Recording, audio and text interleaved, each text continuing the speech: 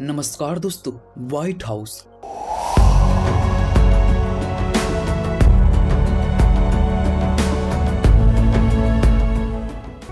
दोस्तों, white house के बारे में हम इस वीडियो में स्टेप बाय स्टेप समझेंगे ताकि हमें अच्छे से समझ में आ सके।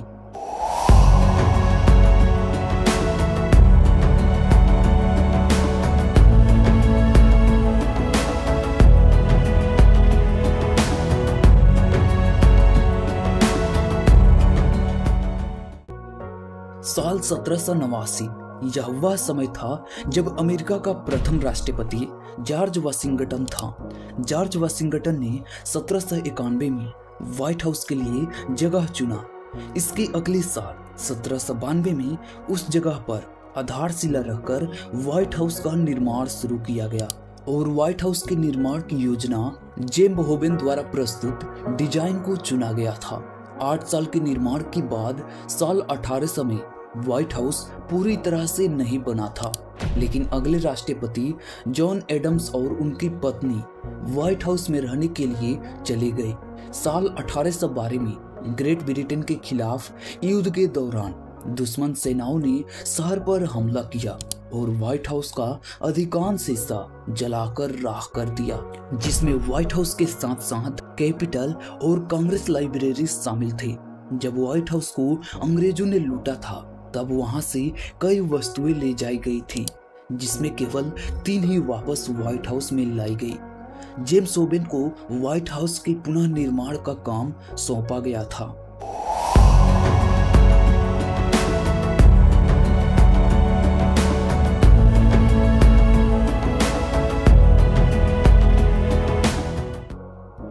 जेम्स मोनरो 1817 में इस व्हाइट हाउस में रहने आए और उनके कार्यकाल में साउथ बरामदे का निर्माण किया गया। 1829 में एंड्रयू जैक्सन ने नॉर्थ बरामदे का निर्माण किया। जॉन एडम्स के बाद से हर राष्ट्रपति व्हाइट हाउस में रहा है और इस इमारत का इतिहास इसकी दीवारों के निर्माण से कहीं आगे तक फैला है। व्हाइट हाउस संयुक्त राज्य अमेरिका के राष्ट्रपति और उनके परिवार का घर और अमेरिकी इतिहास का एक जीवंत संग्रहालय दोनों है। दोस्तों, व्हाइट हाउस में 132 कमरे, 35 बाथरूम और 6 फ्लोर है। इसके अलावा 412 दरवाजे, 147 खिड़कियां, 28 फायरप्लेस, 8 सीढ़ियां और 3 लिफ्ट है। व्हाइट हाउस में पिछले कुछ वर्षों में कई बार रिनोवेशन कार्य हुआ है, क्योंकि इसकी बागडोर एक नेता और प्रथम परिवार से दूसरे को सौंपी गई है। थॉमस जेफरसन, जेम्स मोनरो और क्लीवलैंड जैसे राष्ट्रपति ने अलग अलग उद्देश्यों के लिए अलग अलग कमरों का इस्तेमाल किया, लेकिन थियोडोर रूजवेल्ट के राष्ट्रपति बनने तक वास्तुकारों, मैकेनिक और व्हाइट हाउस को एक बड़े पैमाने पर रेनोवेशन का काम सौंपा गया था, जिसमें एक नया भवन भी शामिल था जिसे अब वेस्ट विंग के नाम से जाना जाता है। 1950 के दशक में संपूर्ण व्हाइट हाउस का पुनः रेनोवेशन किया गया तथा उसके बाद के वर्षों में बहुत अधिक परिवर्तन नहीं हुआ है।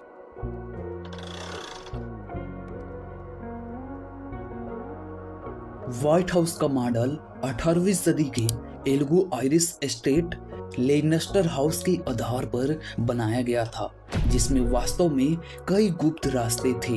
हालांकि वास्तुकार जेम्स होबेन ने व्हाइट हाउस के लिए एक बहुत ही सिंपल डिजाइन चुना, जो एक बड़े पैमाने पर खुले प्लान डिजाइन था। व्हाइट हाउस हिस्टोरिकल एसोसिएशन का मानना है कि वास्तव में यहाँ पर एक गुप्त रास्ता है। यह एक इमरजेंसी रूट्स सह बम आश्रम, जिसे प्रेसिडेंट इमरजेंसी ऑपरेशनल सेंटर कहा जाता है, जो व्हाइट हाउस के नीचे मौजूद है। भूमिगत मार्ग का निर्माण 1941 में डी रूजवेल्ट के राष्ट्रपति के दौरान पूर्वी विंग के नीचे किया गया था।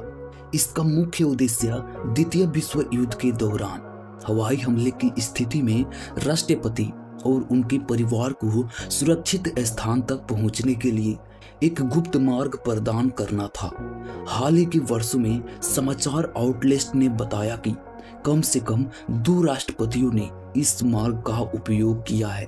राष्ट्रपति जॉर्ज डब्ल्यू बुश ने 9/11 आतंकवादी हमलों के दौरान और राष्ट्रपति डोनाल्ड ट्रंप ने 6 जनवरी 2025 को विद्रोह के दौरान वहां छिपे थे।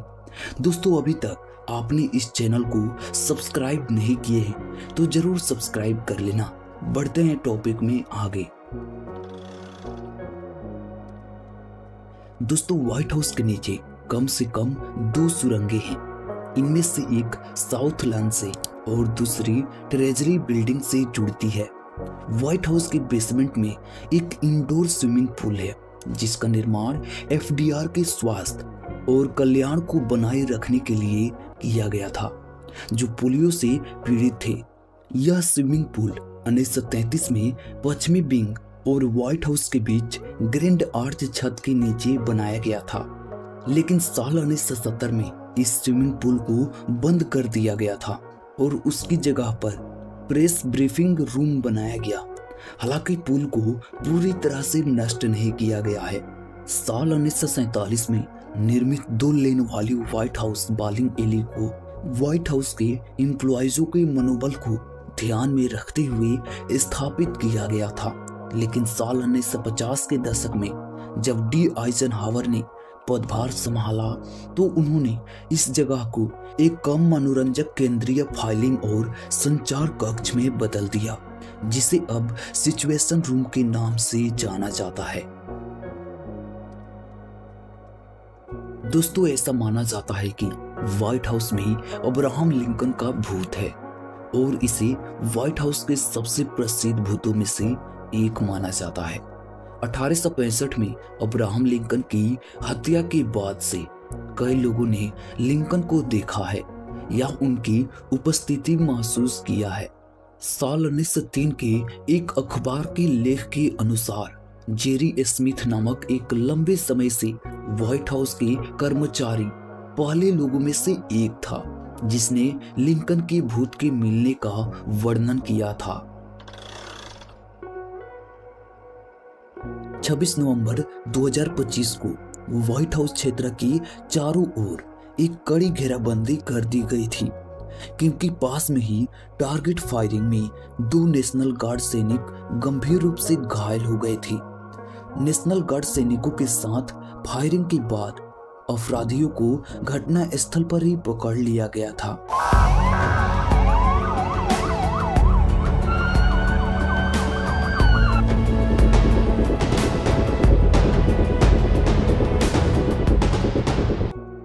होमलैंड सिक्योरिटी डिपार्टमेंट ने उनकी पहचान 29 वर्षीय अफगान नागरिक रहमानुल्लाह लखनवाल के रूप में की, जो 2021 में अमेरिका आया था। दोस्तों, आपको ये वीडियो कैसी लगी हमें कमेंट करके जरूर बताना, और चैनल पर पहली बार विजिट किए हैं तो चैनल को सब्सक्राइब जरूर कर लेना। धन्यवाद।